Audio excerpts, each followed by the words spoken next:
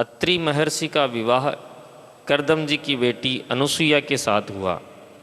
उनसे भगवान दत्तात्रेय जी का आविर्भाव हुआ।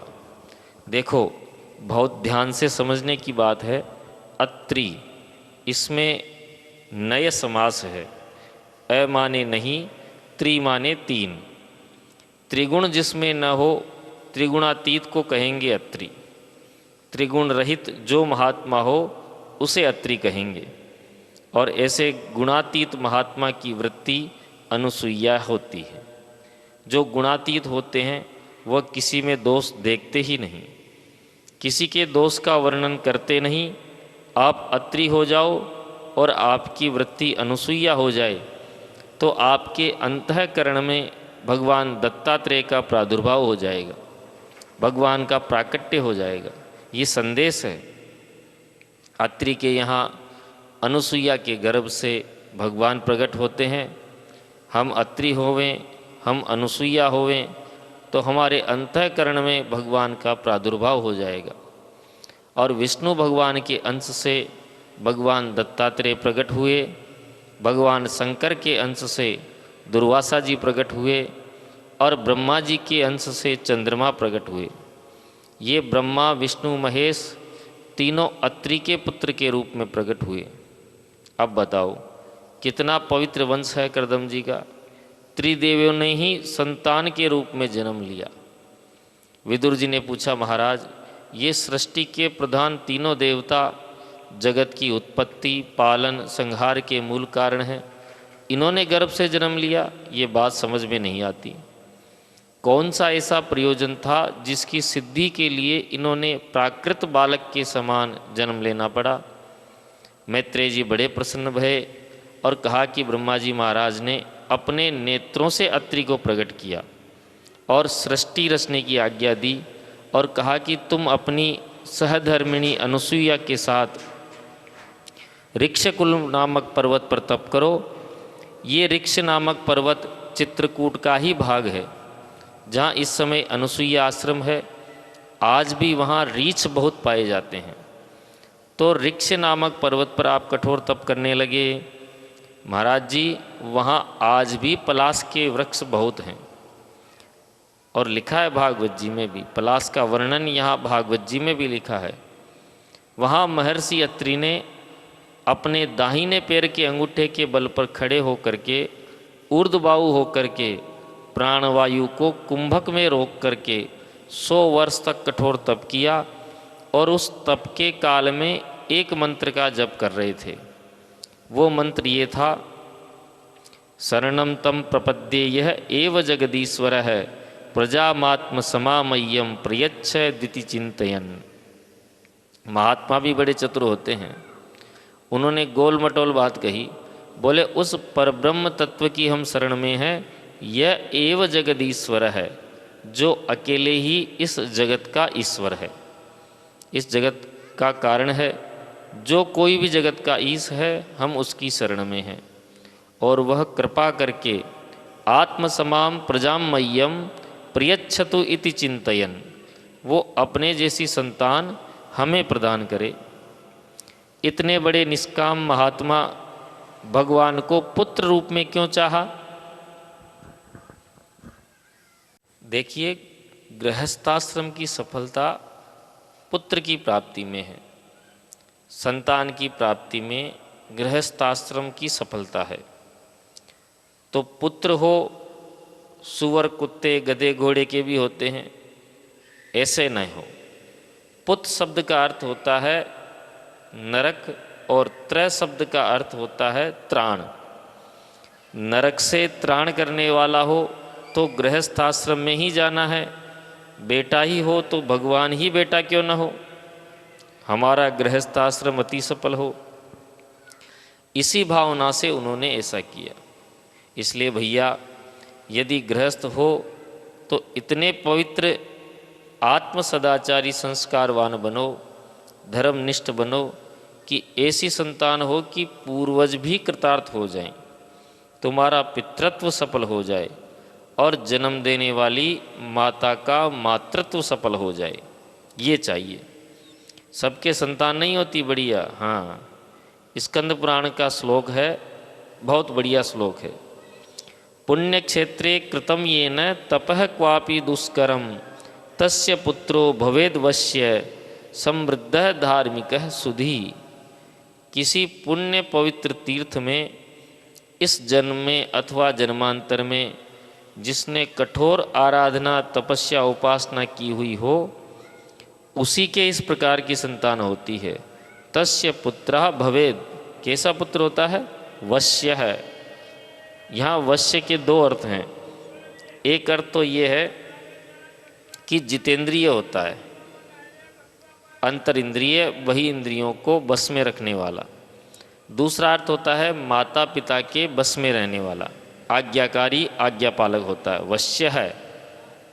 समृद्ध है, केवल भौतिक समृद्धि नहीं, देवीय समृद्धि से संपन्न होता है और धार्मिक होता है, धर्म में अभिरुचि वाला होता है। तीसरा सुधि, सुधि होता है। सुधि शब्द के दो अर्थ हैं, सुशोभना धीर यश्य असो सुधि, उत्तम बुद्धि। उत्तम बुद्धि किसको कहेंगे? संसार में लगी हुई बुद्धि अधम है और भगवान में लगी हुई बुद्धि उत्तम है। सती बुद्धि भगवान में लगती है और असती बुद्धि भोगों में लगती है। भगवान में लगी हुई बुद्धि जिसकी हो वो है सुधि। दूसरा अर्थ है ध्यान के अर्थ में भी धातु है, इसलिए शोभनम ध्यानम यस्य, जो उत्तम ध्यान करने वाला हो, समाधि लग जाती हो, वो भी सुधि है। ऐसा पुत्र हो, सबको ऐसा पुत्र नहीं होता। एक महाराज जी ने बड़ी सुंदर बात कही। उन्होंने कहा कि समय बड़ा खराब है, जल्दी अपना काम बनाकर चल पड़ने में बुद्धिमानी है। क्यों? बोले इतना खराब समय आ रहा है कि धीरे धीरे हम लोगों को जैसे पवित्र माता पिता मिले, अब आगे चलकर वो माता पिता मिलने वाले नहीं हैं। उन्होंने कहा कि जगत के जीवों के दुख को देखकर जिनका हृदय द्रवित हो गया है, ऐसे अनेकों दिव्यात्मा इस आकाश मंडल में विचर रहे हैं। इस खोज में कि कोई दंपत्ति मिले तो उनके यहाँ हम जन्म लेकर के भजन करें और जीव जगत का कल्याण करें। ऐसे अनेक महात्मा आकाश मंडल में घूम रहे हैं, लेकिन इस समय उन्हें ऐसे माता पिता प्राप्त नहीं हो पा रहे हैं जिनके रजवीर्य का आश्रय लेकर के वे गर्भ में निवास कर सके। इतना खराब समय है और धीरे धीरे क्षरण हो रहा है। इसलिए जैसा अब है वैसा 10, 20, 50 साल बाद नहीं रह जाएगा। देखते देखते समय बदल गया है। इसलिए इसी जन्म में इसी शरीर में कल्याण हो, इस निश्चय के साथ भजन करना चाहिए और इसी निश्चय के साथ साधन करना चाहिए। इसलिए इतने अच्छे संस्कार दो अपनी संतान को कि आप पुत्रवान कहला सको, और नहीं तो सुअर कुत्ते गधे घोड़े के भी तो संतान होती है। तो हम निवेदन कर रहे थे, अत्रि जी ने कठोर तप किया, तीनों देवता सामने प्रकट हो गए।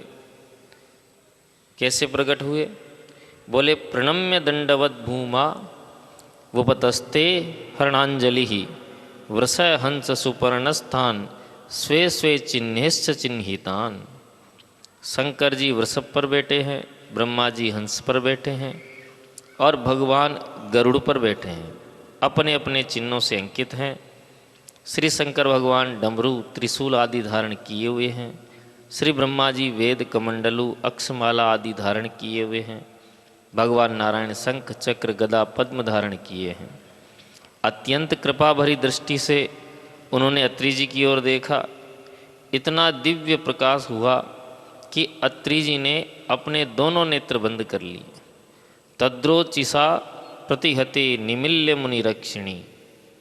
फिर धैर्य धारण करके नेत्र खोले और स्पष्ट त्रिदेवों का दर्शन किया। देखो महात्मा किसको कहते हैं?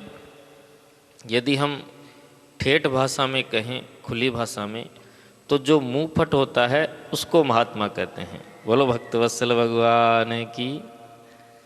चतुर चालाक लोग जो होते हैं कुछ बात छिपा कर रखते हैं, और जो मुंहफट होते हैं वो बहुत अधिक निर्मल हृदय के होते हैं। उनमें छिपाव दुराव तो होता नहीं, इसलिए जो उनके मन में आए वो कह देते हैं। अब आप उसका विश्लेषण करते रहिए। अत्रि जी कह रहे हैं कि हे भगवान, आप कृपा करके ये बतावें कि तेभ्य क एव भवताम में इहोपहूत है। आप बताओ हमने किसको बुलाया? आप तीनों में से हमने तो कहा शरणम तम प्रपद्येयम यह एव जगदीश्वर है, जो जगत का ईश्वर है हम उनकी शरण में है। तो जगत का ईश्वर तो कोई एक ही हो सकता है। ये तो 3 बुलाए और 13 आए, दियो 3 बुलाए और 13 आए, ये कहावत हो गई।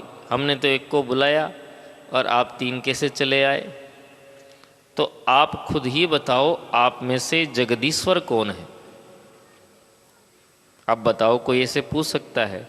पर अत्रि जी महाराज का निर्मल हृदय है, उन्होंने भगवान से ही प्रश्न कर दिया। लिखा है मूल में, अत्रिरुवाच है विश्वोद्भव स्थिति लयेषु विभज्यमानिर माया गुणेरनुयुगम विग्रहीत देहा ते ब्रह्म विष्णु गिरिशा प्रणतोस्म्य हम वह तेभ्य क एव भवताम इहोपहूत है। प्रत्येक जगत के आरंभ में उत्पत्ति, पालन और संहार के लिए आप गुणातीत होते हुए भी सत्व रजतम को स्वीकार कर लेते हैं और ब्रह्मा विष्णु महेश के रूप में प्रकट हो जाते हैं। मैं आपको प्रणाम करता हूँ। आप ही निर्णय करके बता दीजिए कि हमने तीनों में से किसको बुलाया? जगत का ईश्वर कौन सा है? क्यों? वो हम इसलिए कह रहे हैं कि एको मये है भगवान विबुध प्रधान है चित्तीकृत है प्रजन्नाय कथम न यूयम अत्रागतास्तनुभृताम मनसोपि दूरा ब्रूत प्रसीदत महानिह विस्मयो में। हे भगवान, मैंने तो संतान की प्राप्ति के लिए एक ही जगदीश्वर का चिंतन किया था, फिर आप तीनों ने पधारने की कृपा कैसे कर दी?